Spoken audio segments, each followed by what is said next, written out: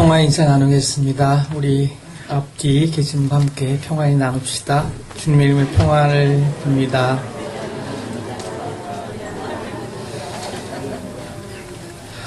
오늘은 특별히 우리 여신도회가 또 여신도들이 함께 드리는 헌신 예배입니다. 그래서 우리 자신이 여성이라고 생각하시는 분 한번 일어나 보세요. 한번 일어나 주세요. 우리 같이 지난 1년 또 너무 수고 많으셨고 또 우리 교회를 위해서 섬기고 봉사 많이 하셨는데 우리 감사와 축하의 인사드리겠습니다. 권사님 일어나서 여성 아니세요?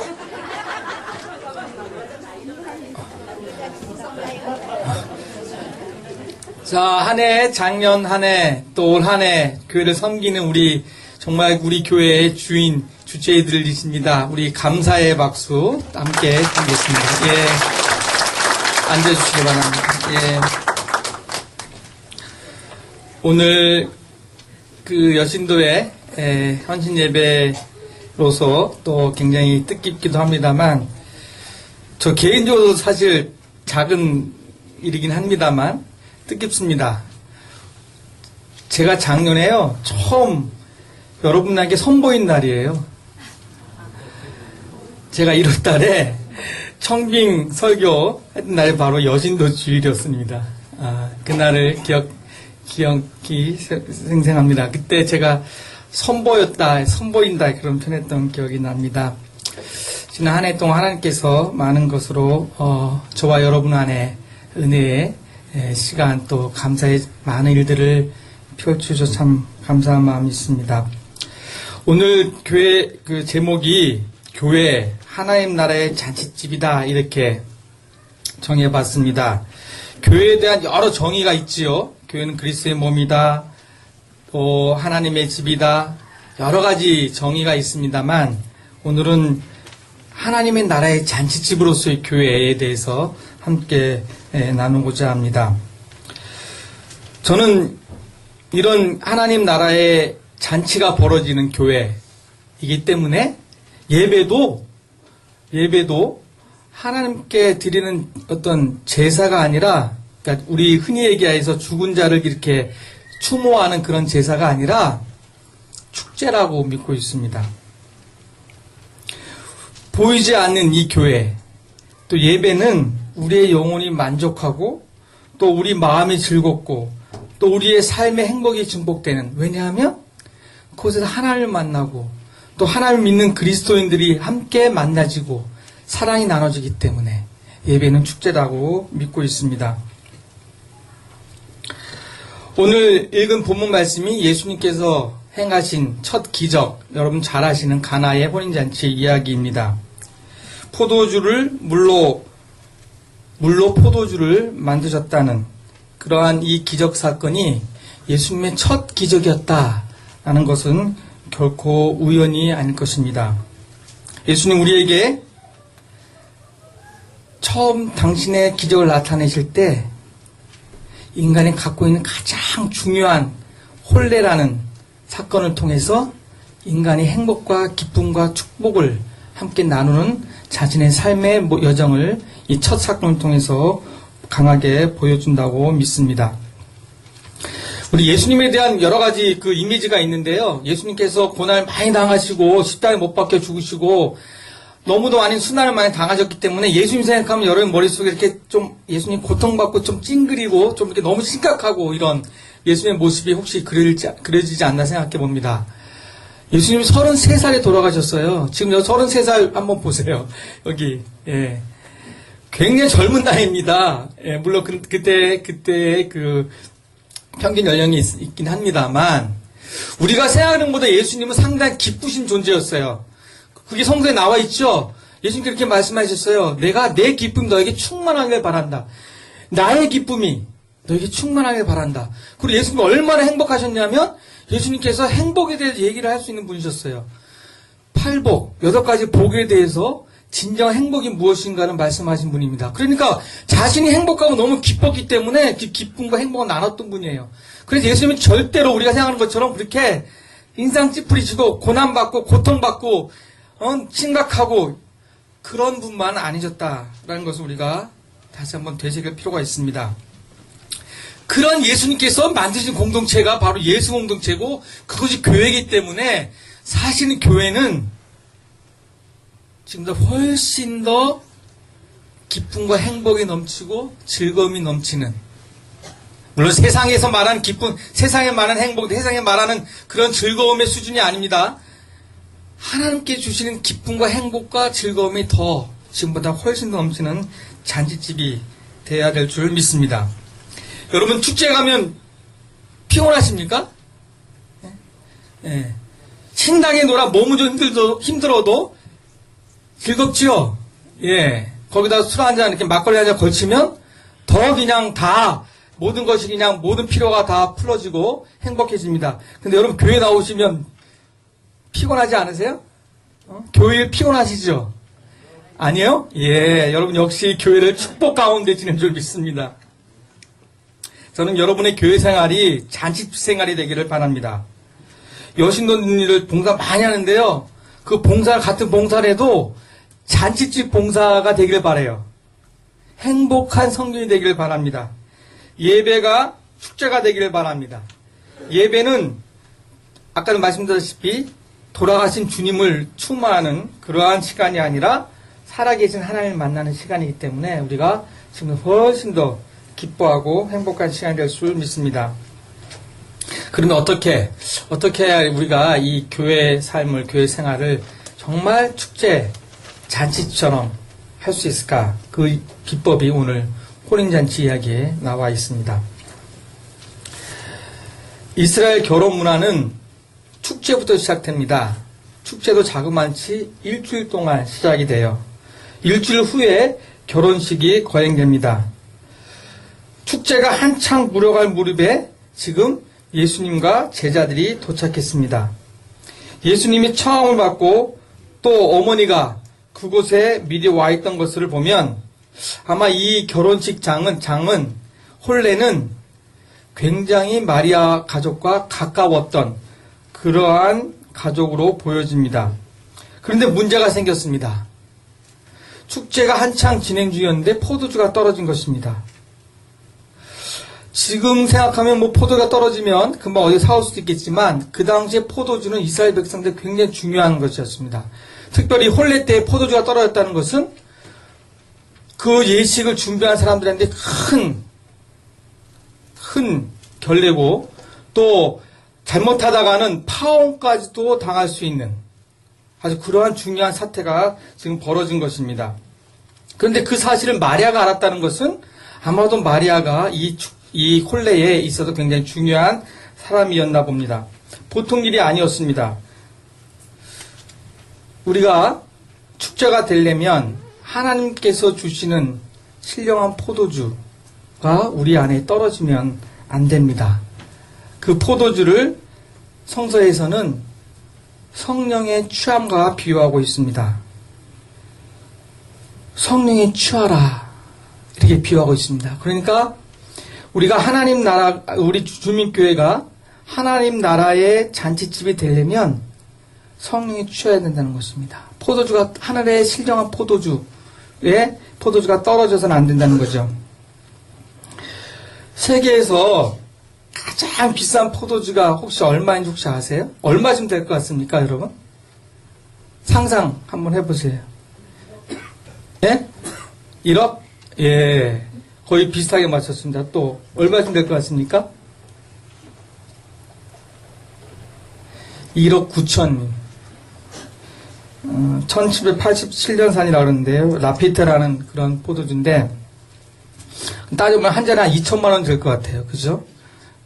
근데 그 포도주를 그 사람이 먹었을까요? 갖고 있는 사람이? 안 먹고 못 먹겠지요. 아마 먹지도 못하고 방 안에 가둬놓은 포도주. 제대로 포도주 역할을 하지 못하는 포도주가 되었을 것입니다. 우리에게 주신 하늘의 신령한 포도주는 돈으로 환산할 수 없는 그러한 신령한 하나님의 은총입니다. 하늘의 기쁨, 우리의 영혼의 흥을 돋우는 포도주, 그러한 신령한 포도주가 바로 우리 주민교회 안에 넘칠 때 우리 주민교회가 하나님 나라의 잔치집이 될 줄 믿습니다. 만약에 그런 포도주가 우리 안에서 떨어져 나갔을 때 누군가는 빨리 알아차려야 됩니다. 마리아가 그런 존재였습니다. 마리아가 그거를 빨리 알아차리고 예수님께 달려갑니다. 우리 주민교회가 하나님 나라의 평화와 정의와 기쁨이 넘치는 그런 하나님 나라의 잔치 되기 위해서는 만약에 우리가 그런 신령한 포도주, 우리 안의 행복, 우리 안의 하늘의 기쁨이 부족하다 느끼면 그렇게 느끼는 분들이 빨리 알아차리고 주님께 그 필요를 나누어야 됩니다. 마리아가 그렇게 했습니다. 마리아 입장에서 볼 때는 해결할 급한 상황이 벌어진 겁니다. 그래서 마리아는 다급하게 예수님께 도움을 청합니다. 예수야, 포도주가 떨어지면 어떻게 하지? 방법이 없을까? 마리아가 이 말을 할 때 예수님이 물로 포도를 만들 수 있을 거야. 예수가 물로 포도를 만들 수 있을 거야. 라고 생각하면 같지는 않습니다. 그래도 잔치에 어떤 책임 있는 사람으로서 이 상황을 어떻게 해결할 수 있을지, 아들 예수가 혹시 이 문제를 해결할 수 있지 않을까라고 생각하고 도움을 청하는 모습입니다. 예수님과 그 문제를 나누고 싶었던 것입니다. 우리가 교회가 하나님 나라에 충만한 그런 잔치집이 되기 위해서는 그 문제가 꼭 그것이 바로 그냥 해결이 될지 안 될지 우리가 믿음이 안 생길지라도 우리는 주님께 한 번쯤은 주님, 우리 이거 필요합니다. 우리가 이런 게 부족합니다. 하나님과 대화하고 주님과 대화하는 시간이 필요합니다. 예수님께서 어떻게 반응하시고 어떻게 해결할지 한번 기다려보는 그런 시간이 필요합니다. 좋은 것뿐만이 아니라 나쁜 상황도 우리가 하나님께, 주님과 함께 대화하는, 애인처럼 대화하는, 친구처럼 대화하는 그러한 대화의 시간이 필요합니다. 이것이 진정한 의미의 기도입니다. 그런데 마리아의 말을 들은 예수님의 태도가 굉장히 싸늘합니다. 여자여, 나와 무슨 상관이 있나이까? 내 때가 이르지 아니하였나이다. 이 어머니를 무시하는 듯한 발언입니다. 실제로 그 잔치에 술이 떨어진 것이 정말 예수님과 아무런 상관이 없어 보입니다. 예수님께서 이렇게 아주 냉정한 표현하는 것은 정말 당신이 내 때가 아직 이르지 않았다고 믿었기 때문에 그렇습니다. 예수님의 입장에서 보면 이제 막 예수님께서 공동체를 시작하는 때입니다. 게다가 제자들도 아직 다 모으지 못했습니다. 겨우 5명 정도 지금 불러 모았을 뿐입니다. 가르침도 본격적으로 시작하지 않았고 많은 사람들이 자신을 드러내지 않은 상황입니다. 그런 상황에서 지금 자신을 이런 방식으로 드러내는 것에 대해서 아마 예수님께서는 아직 때가 이르지 않았다고 생각했을 것입니다. 그런데 마리아는 그것에 실망하거나 멈추지 않았습니다. 낙심하지 않았습니다. 오히려 예수님과의 대화를 나누다가 더 믿음이 생겼습니다. 예수님께서 그렇게 말씀하셨는데 그 마리아는 그 예수님의 말에 실망하지 않고 당신께서 예수님을 믿음으로 다음과 같이 말합니다. 예수님께서 무슨 말을 하신다니까 그대로 행하라. 하인들에게 그렇게 말을 하죠. 여기서 우리가 마리아의 태도를 보면서 한 가지 우리가 배움이 있습니다.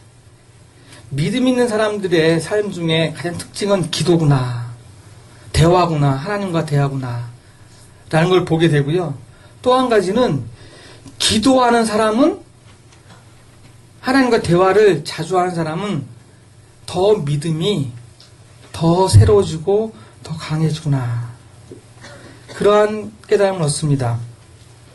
우리 주민공동체가 하나님 나라의 잔치집이 되기 위해서는 하나님과 주님과 더 많은 대화, 그래서 더 믿음 있는 삶이 이어질 줄 믿습니다. 어저께 성남 시찰 여신도의 그 실행위원회에서 제가 설교한 그런 얘기를 했습니다. 여신도분들이 교회에서 많은 봉사를 하시는데, 교회를 많이 섬기는데 가장 중요한 봉사, 가장 중요한 섬김은 그 공동체를 위해서 뭐 하는 것이다? 기도하는 것이다. 제가 설교했습니다. 몸으로 애쓰는 거, 몸으로 봉사하는 거 다 중요한 봉사고 다 중요한 섬김이지만 만약에 공동체를 위한 기도가 빠지면 그 봉사, 그 섬김 곧 무너진다. 곧 지쳐버린다. 내가 쓰러져서, 내가 피곤해서 봉사하다가 교회 떠난다. 교회 떠난다. 저도 마찬가지고, 집사님도 마찬가지고, 장로님도 마찬가지고, 모든 교우들이 기억할 것은 우리가 교회를 섬긴다는 것의 가장 중요한 섬김은 교회 공동체를 위해서 주님과 대화하고 기도하는 것이다. 라고 믿습니다. 마리아는 예수님의 말씀 한마디에 오히려 예수님에 대한 확고한 믿음을 얻었습니다. 더욱더 절망스러운 상황인데도 오히려 믿음을 갖습니다. 마리아의 믿음은 오히려 이런 열악한 상황에서 드러납니다. 오늘 특별히 여신도 헌신 예배를 드리는데 우리 여신도 여러분 마리아처럼 믿음의 기도를 드리시는 교우들 되시기를 간절히 바랍니다. 그렇다면 마리아가 예수님 말씀을 어떻게 들었길래 믿음이 생겨났을까? 여러분이 오늘 이야기 같은 상황에 처해 있다면 여러분은 어떻겠습니까? 여러분의 아들한테 누구야 나 좀 도와줘 그랬는데 갑자기 어머니한테 여자요 운운하면서 그런 말을 했다면 여러분 화가 나거나 에이 하고 혹시 손이 올라갈 수도 있었을 것입니다. 아 이런 미친 녀석 봤나? 애미 보고 여자라니 이런 미쳤나? 너 술 취했냐? 정신 나갔냐? 이렇게 얘기할 수 있었을 것입니다. 그런데 마리아는 정반대였습니다. 아마도 마리아는 그 시간뿐만이 아니라 예수님에 대한 믿음을 계속 갖고 있었던 믿음의 사람이었다고 보여집니다. 그래서 계속 예수님을 믿고 있었기 때문에 그런 상황에서 예수님과 문제를 나눌 수가 있었다고 봅니다. 그렇기 때문에 자신에게 여자요 그럴 때 그것을 자신을 무시하는 어머니 자신을 여자로라고 이렇게 절하하는 말로 들은 것이 아니라 오히려 예수님이 인간의 육신의 관계에 연연한 그걸 넘어선 존재이다라는 것을 더욱 확실히 마리아는 믿게 되었을 것입니다. 감히 나를 여자라고 해? 라고 반항하기 전에 지금 내 앞에 있는 사람이 내 육신의 아들 예수가 아니라 지금 신적인 권위를 갖고 있는 또 다른 존재라고 믿어진 것입니다. 육신의 관계로 볼 때 어머니와 아들의 관계에 이미 변함없지만 이제 그 관계를 넘어서서 영적인 관계로 맺어진 것을 직감하는 대목입니다. 정말 마리아의 믿음이 놀랐습니다. 자신이 낳은 육신의 아들이 아니라 하나님의 아들로 본 눈이 열려 있는 것입니다. 여러분 자식과 싸울 때 언제 제일 싸웁니까? 제일 화가 날 때 언제입니까? 내 자식이 내 거라고 생각할 때 그렇습니다. 내가 낳고 내가 키운 놈인데 어떻게 저럴 수 있어? 라고 할 때 화가 나지요. 근데 화를 푸는 방법 중에 하나는 저는 그런 방법을 많이 씁니다. 하나님의 것이 하나님의 것이니까 하나님이 좀 책임져 주십시오. 하나님이 인도해 주십시오.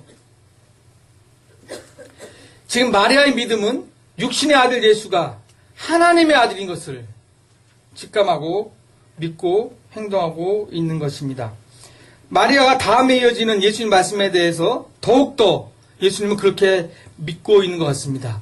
아직 때가 이르지 아니하였나이다 라는 예수님의 말에 가타부타 반응을 하지 않습니다.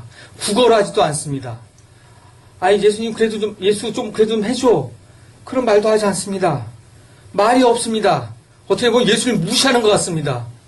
그리고 당신께서 할 말만 하고 마리아는 자기 말을 전합니다.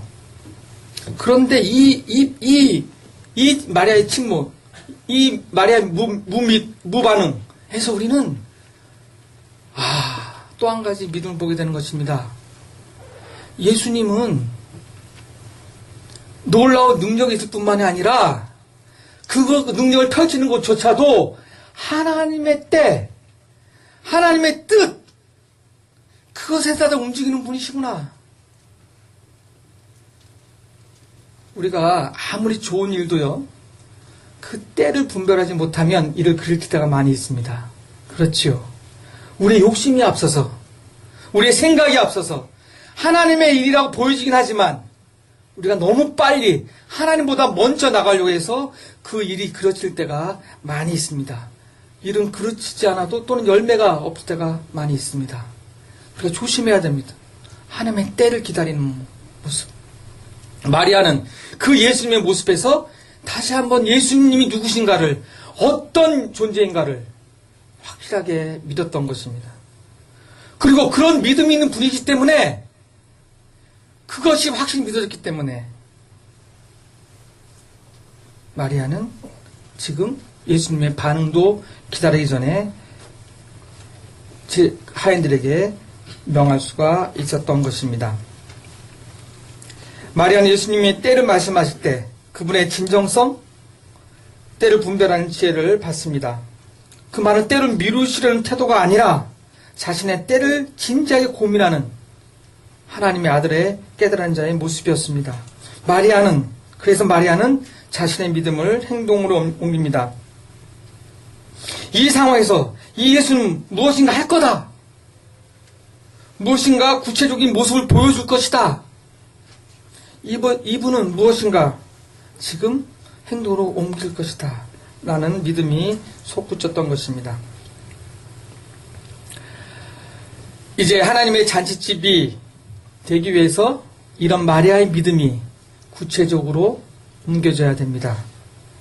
예수님 말씀대로 행할 준비가 되어져야 됩니다. 이것이 우리가 흔히 말하는 순종입니다. 마리아는 하인들에게 이렇게 얘기합니다. 무슨 말을 하든지 그대로 하라. 무슨 말을 해도, 무슨 행동을 해도 믿고 따르라는 말씀입니다. 순종하라는 것입니다. 마리아는 지금 예수님이 무슨 말을 어떻게 할지 모릅니다. 그러나 지금 예수님께서 하는 말씀은 진리이고 그 말씀대로 행하면 반드시 문제가 해결될 줄 믿기 때문에 지금 순종하라고 말하는 것입니다. 하인들에게만 아니라 자신도 이미 순종할 각오가 되어 있는 것입니다. 하나님께 순종하고 예수님께 순종하는 마음으로 공동체를 섬기는 사람들이 많으면 많을수록 그 공동체의 분위기는 축제가 될 줄 믿습니다. 이 순종이야말로 지금 하나님의 때를, 하나님 나라의 때를 앞당기는 놀라운 믿음의 고백이었습니다.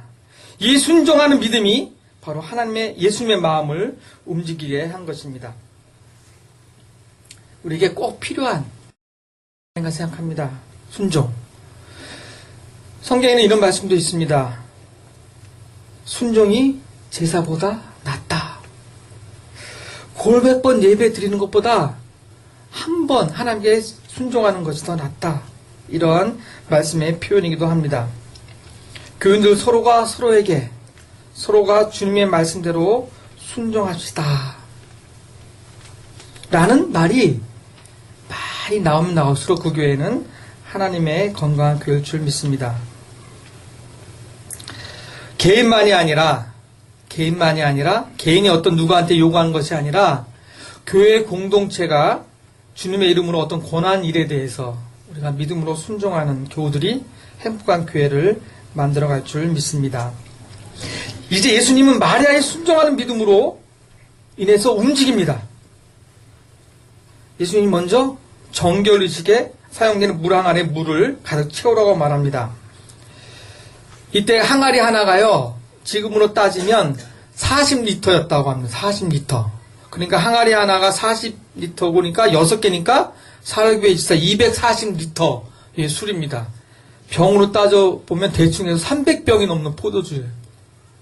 어마어마한 포도주가 지금 기적으로 변하기 직전입니다. 하인들이 물을 채웁니다. 그리고 바로 떠서 연회장에 갖다 주라고 합니다. 바로 갖다 주니까 사람들이 놀래버렸습니다. 전혀 새로운 포도주 맛이 되었기 때문입니다. 사람은 저마다 한 마디씩 합니다. 야, 보통 결혼식에는 나쁜 포도를 먼저 주고 취하면 좋은 주를 주는데 어떻게 이 연회장에서는 이렇게 좋은 포도주가 이렇게 늦게 나올 수가 있어. 사람들이 깜짝 놀랍니다. 거꾸로 되었다는 것입니다. 오히려 취한 후에 좋은 포도주를 내오다니. 야, 이 잔치집은 뭔가 다르구나. 야, 이 결혼 예식은 정말 다른 예식이구나. 이렇게 생각이 되었다는 것입니다. 그런데 포도주가 어디서 난지를 아무도 몰랐습니다. 오지 않은 사람 누구 많았다 그랬어요? 하인들 많았다고 되어 있습니다. 물 떠온 사람 많았다고 되어 있습니다. 예수님의 활동에 참여한 사람만 하나님의 나라의 활동을 체험할 수가 있어요. 예수님과 함께하지 않은 사람, 예수님의 말씀과 함께하지 않은 사람, 죽었다 깨어나도 하나님 나라 체험할 수 없습니다. 아무리 좋은 포도주를 마신다 해도, 아무리 주민교회가 여러분에게 좋은 것을 공급해 준다 해도 그것이 어디서 나와 있는지 모릅니다. 왜? 하나님 나라 예수님께서 함께하는 그 현장에 여러분들이 없었기 때문에. 우리는 하나님의 예수님의 현장이 있어야 됩니다. 예수님께서 기적을 일으킬 때 그 현장이 있어야 됩니다. 그 기적을 순종하고 따르는 우리가 돼야 됩니다. 그래야 우리 주민교회가 축제가 됩니다. 우리 주민교회가 잔치집이 될 수가 있는 것입니다. 예수님의 사역에 동참하시기 바랍니다. 그래야 예수님의 기적을 맛볼 수가 있습니다. 이 예수님의 첫 기적을 가장 먼저 체험한 이 하인들, 얼마나 축복을 받은 것입니까? 아마 이 이야기는 마리아보다도 바로 이 하인들이 전했을 것 같습니다. 왜냐하면 그 놀라운 체험을 했기 때문에. 물이 포도주로 변하는, 그것도 값싼 포도주가 아니라 최고의 포도주로 변하는 그 체험을 한 이 하인들이야말로 하나님 나라의 첫 사건을 경험한 축복을 받은 것입니다. 저와 여러분, 하나님의 기적이 기다리고 있습니다. 주님께 40년 역사 속에서 이제 새로운 하나님의 기적을 우리는 지금 기다리고 있습니다. 하나님이 준비하고 계십니다. 이 기적을 함께 체험합시다. 태평농락을 통해서 하나님께서 그 기적을 이루실 것입니다. 우리가 하나님의 그 기적을 많은 사람과 나누는 그 축제의 도구로 사용됩시다. 우리 교인들이 100명 남짓 모입니다.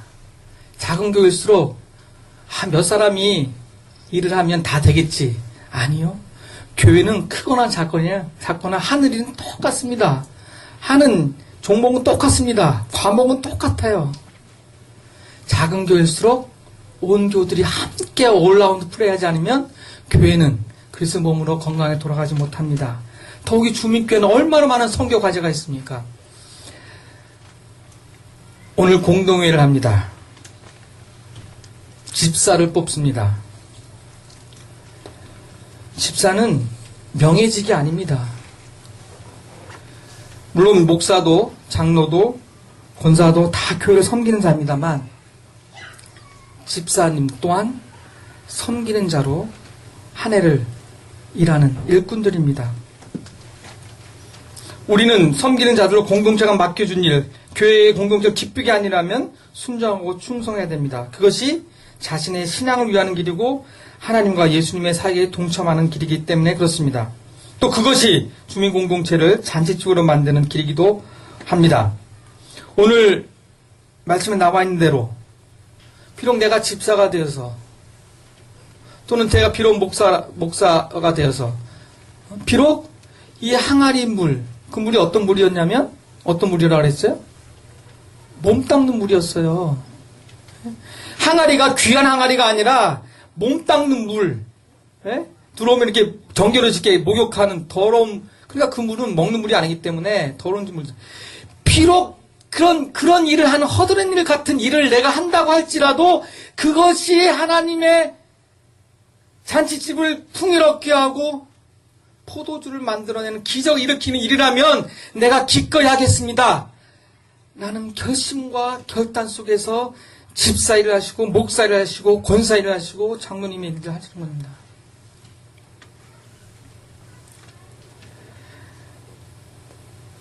남이 나의 순종과 성경을 통해 행복해진다면 내가 기꺼이 봉사하고 섬기리라. 그런 마음 갖지 않고서는 우리의 직분을 감당할 수가 없을 것입니다. 이제 설교를 마치겠습니다. 오늘 하나님의 나라의 잔치집, 이 가나안 혼인잔치를 보면 마리아의 믿음, 예수님의 기적, 그 순종하는 하인들, 그리고 그 새로운 포도주를 만나게 들고 있는 연회장의 사람들, 정말 조화로운 모습입니다. 오늘 읽은 고린도전서 12장 1절에 11절 말씀은 하나님의 교회가 성령으로 얼마나 조화로울 수 있는가를 우리에게 전달해 줍니다.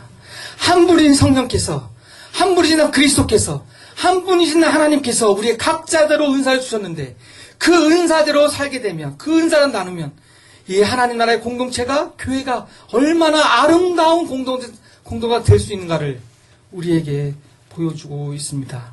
저와 여러분이 이런 아름다운 공동체로 살아가기를 바랍니다. 하나님 나라의 잔치집이 되기를 간절히 바랍니다.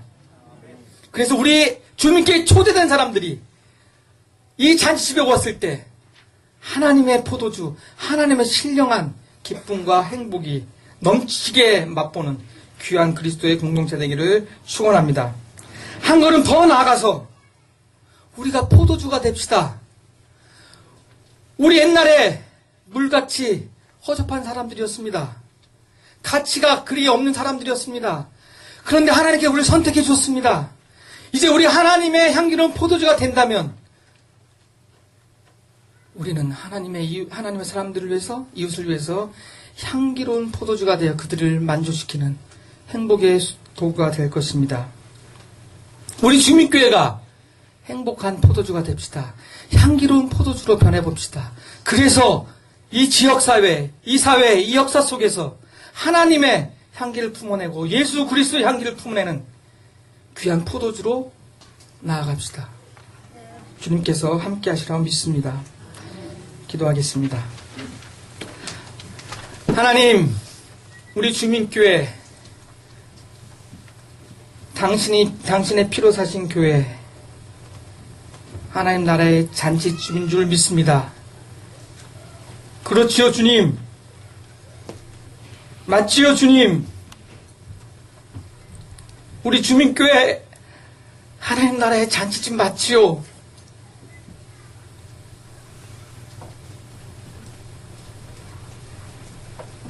하나님의 신령한 기쁨과 행복과 축복이 넘치는 교회인 줄 믿습니다. 더 누리게 하시고 더 기쁘게 더 행복한 우리 주민교회 공동체 교우들 되게 도와주시옵소서. 이미 우리에게 주신 그 행복과 기쁨과 은총을 더 깊이 더 기꺼이 누리는 저희들 되게 도와주시옵소서. 그래서 우리의 기쁨과 행복과 축복이 우리 지역사회, 이 사회, 이 민족에 나눠지는 귀한 당신의 공동체가 되게 하시옵소서. 예수 그리스도의 이름으로 기도합니다. 아멘.